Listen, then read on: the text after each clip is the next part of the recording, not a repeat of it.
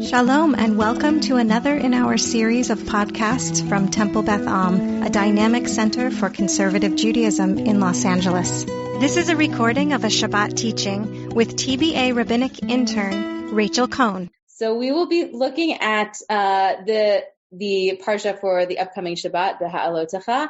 We get the laws of what's become known as Pesach Sheni, basically the second chance for offering the Pesach offering for the folks who didn't get to do it the first time around.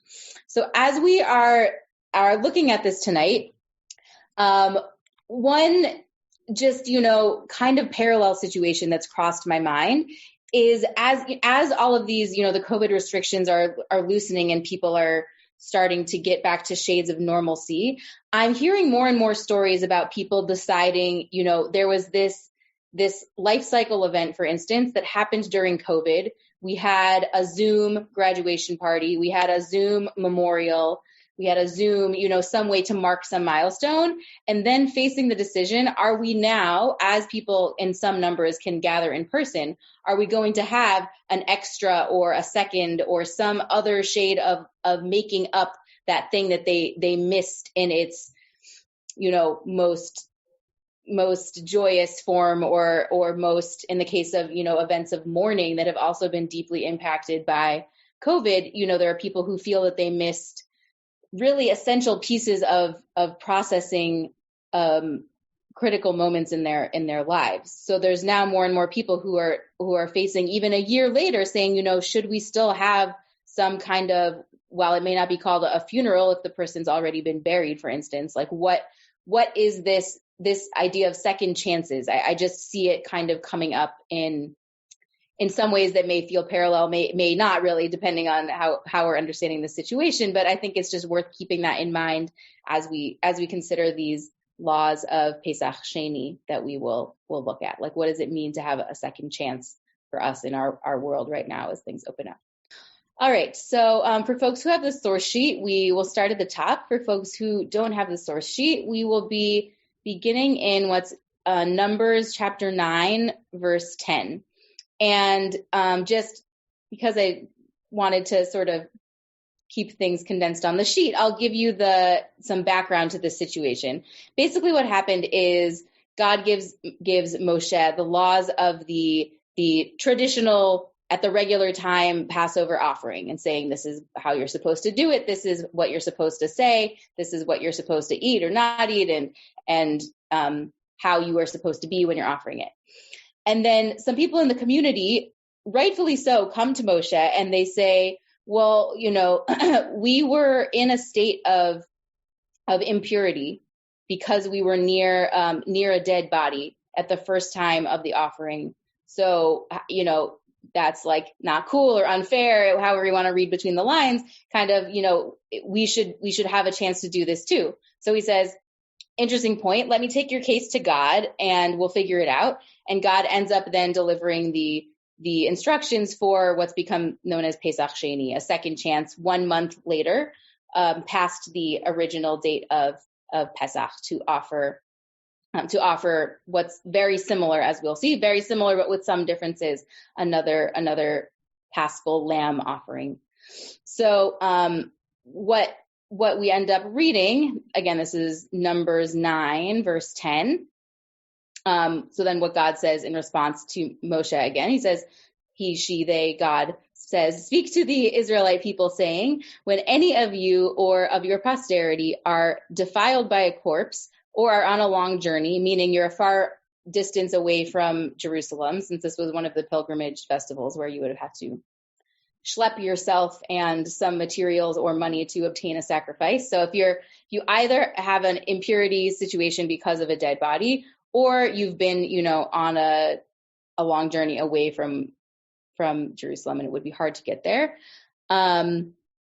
At the time when you would offer the Passover sacrifice to God, they shall offer it in the second month.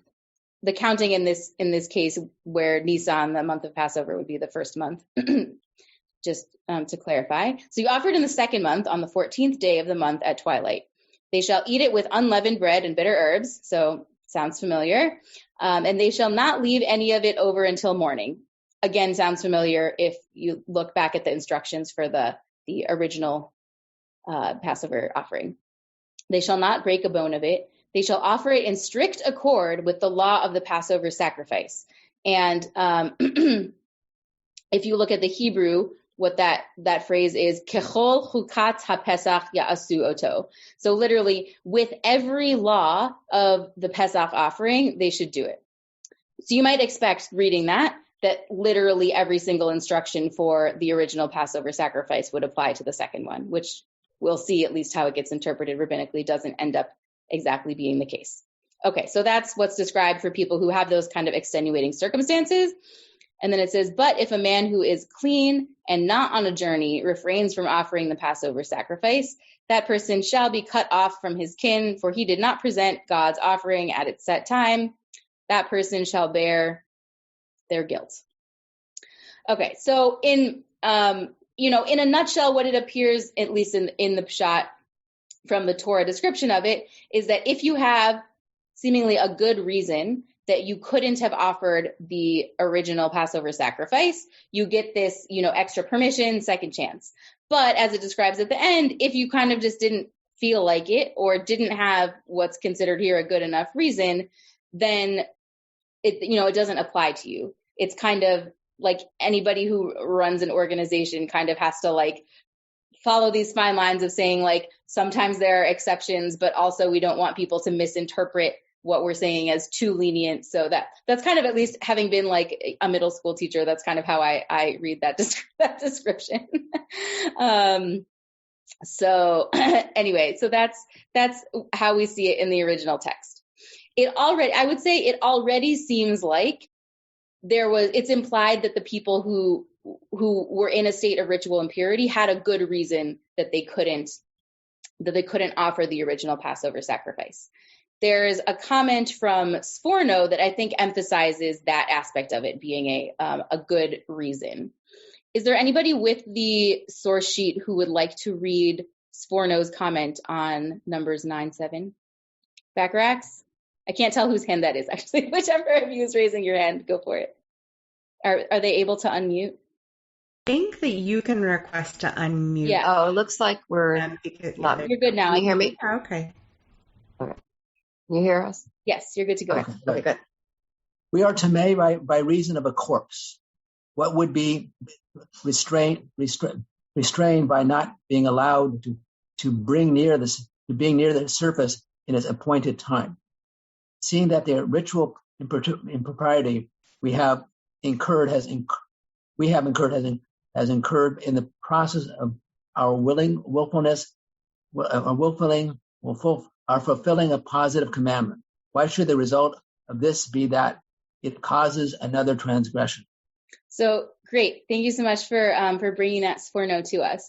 What he's adding, when they say that we got this ritual impurity for having done a positive commandment, what some of the other commentaries seem to agree is that it's either it was a relative of theirs who they were obligated to help bury, so they were doing a mitzvah to tend to this body, or it was another person who didn't have family and they kind of jumped in to help tend to this person. So in either case, a huge mitzvah, one of the things that people literally can't repay you for when you're helping to tend to the body of someone who has recently died. So all the more so, I read Sforno's comment as just kind of really emphasizing these people, not only they had a decent reason, they were actively doing a mitzvah. So Hashem, why would you, bar them from fulfilling another mitzvah because they were, doing a mitzvah? These are mitzvah loving people. You should really make another chance for them to do this other mitzvah. Okay. So, obviously several generations pass in between both the biblical text we read and Sforno, and between Sforno and when we get to Maimonides' Mishnah Torah. But I want to read a couple selections from Maimonides, who ends up kind of showing how the halakha turned out, at least in his era, and also kind of clarifying some of these pieces of how is it different from the first Passover offering, and how is it similar to. So for one thing, just kind of building on this idea of it being a mitzvah. He says, similarly, partaking of the second Paschal sacrifice on the 15th of the month of Iyar is a positive commandment. As stated, eat it with matzot and bitter herbs. So he's kind of saying, they didn't miss their chance. The second chance that's being offered isn't just make you feel good thing. It's also given the same status of like it being a positive commandment. So it seems like he's kind of saying that, it turns out that if you qualify for this exemption, you still get to fulfill a positive commandment, even though it's taking place at a different time.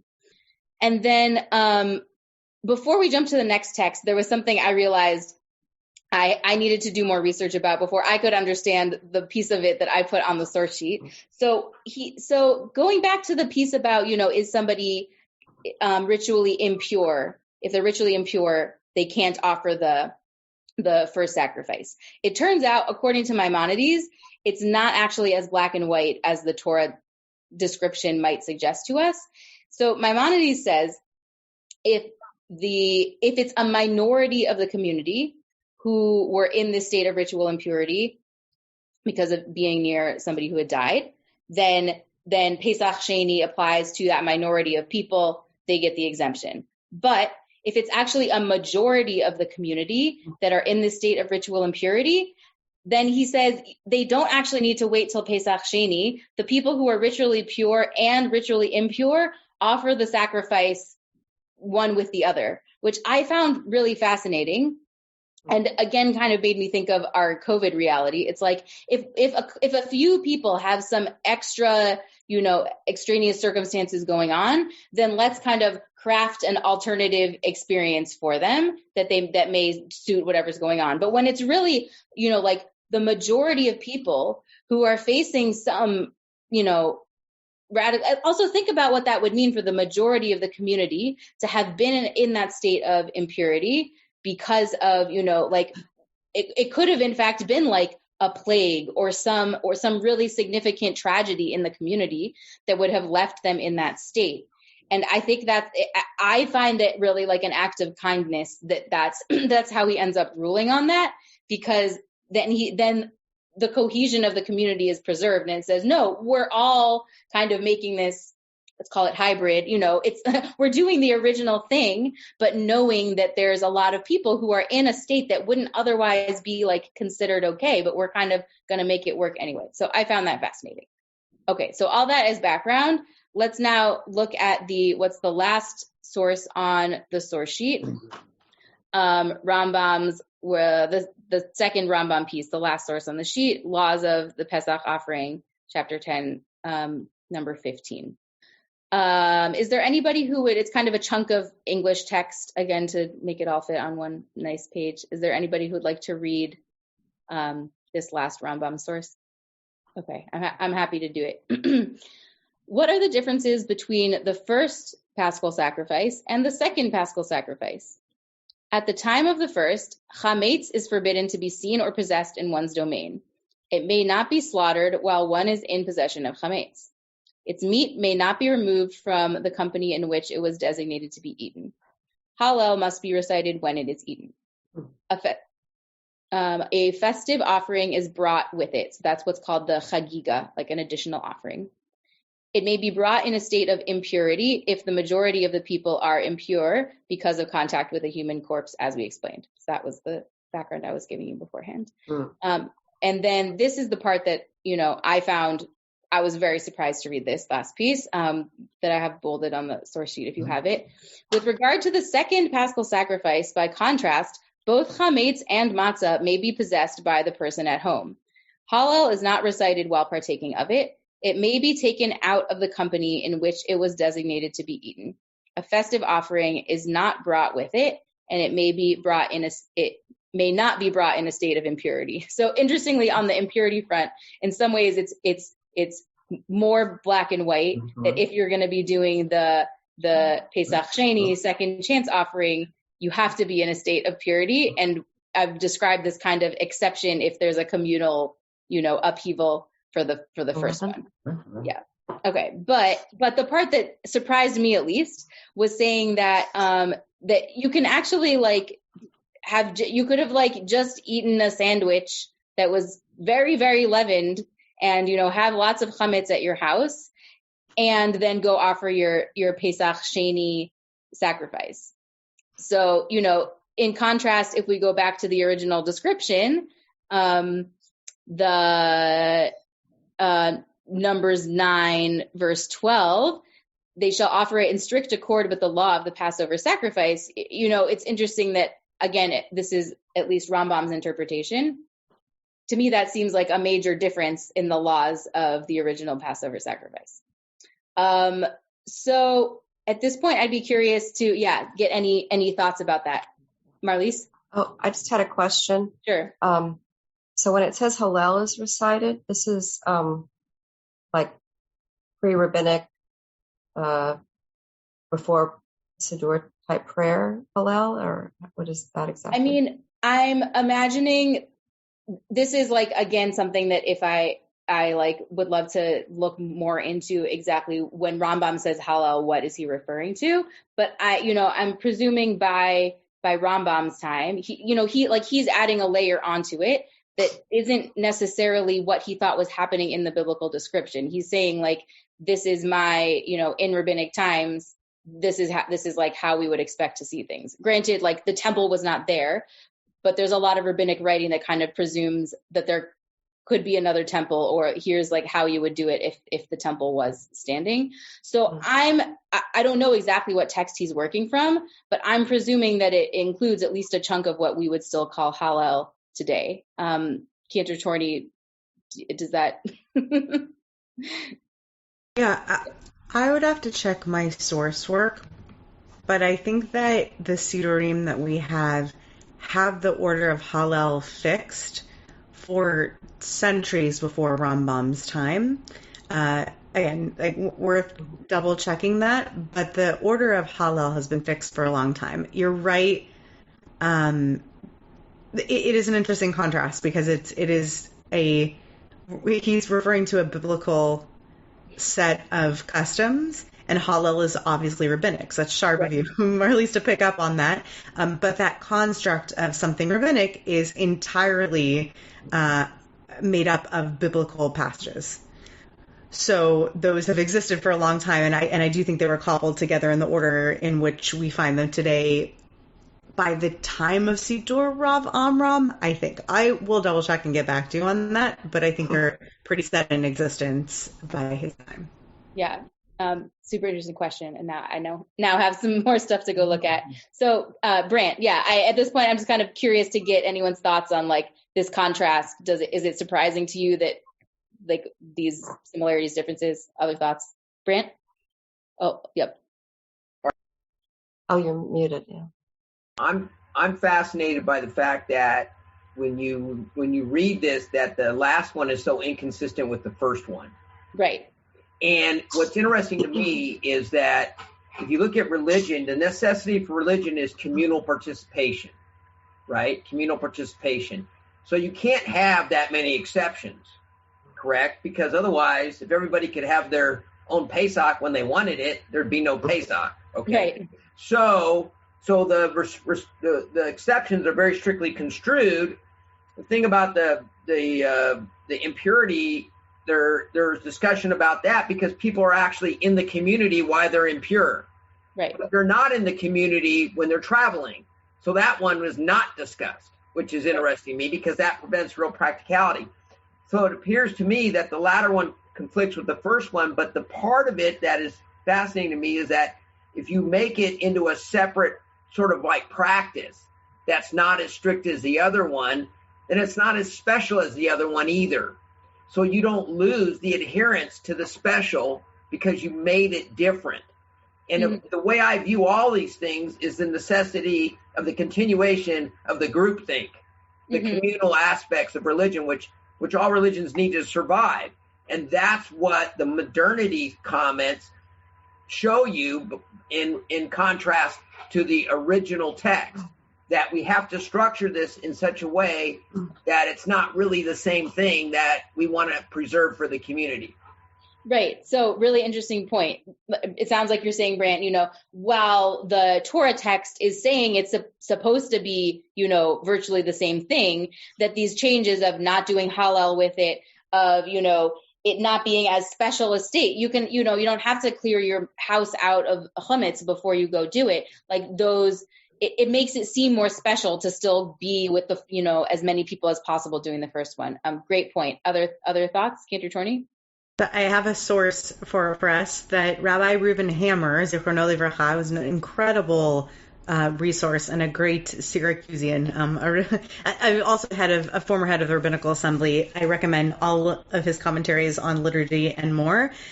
He, in his commentary, he notes that already in Ta'anit, if you want to look into the Bavli, into the Babylonian Talmud, already in Masechet Ta'anit, we had the invention of Chatzi Hallel, of the half Hallel, this idea that we have a festive Hallel that's diminished on certain days when Hallel was not said in the temple, reinforcing the fact that Hallel was indeed said in the construct that we know it in temple times, or at least there was a presumption that there was a Hallel said in this construct in temple times. So it is as ancient as my brain was telling me I remembered it was, but a nice confirmation by Rabbi Reuven Hammer that construct is indeed as ancient as the temple. Great, thank you. Any other thoughts on what's striking to you in these differences, similarities, Joanna? I have to. So it's interesting to me, like, that we have an opportunity for Pesach Sheni, but not for a lot of other things Sheni. Like there's no Bikurim Sheni or pick your mitzvah Sheni.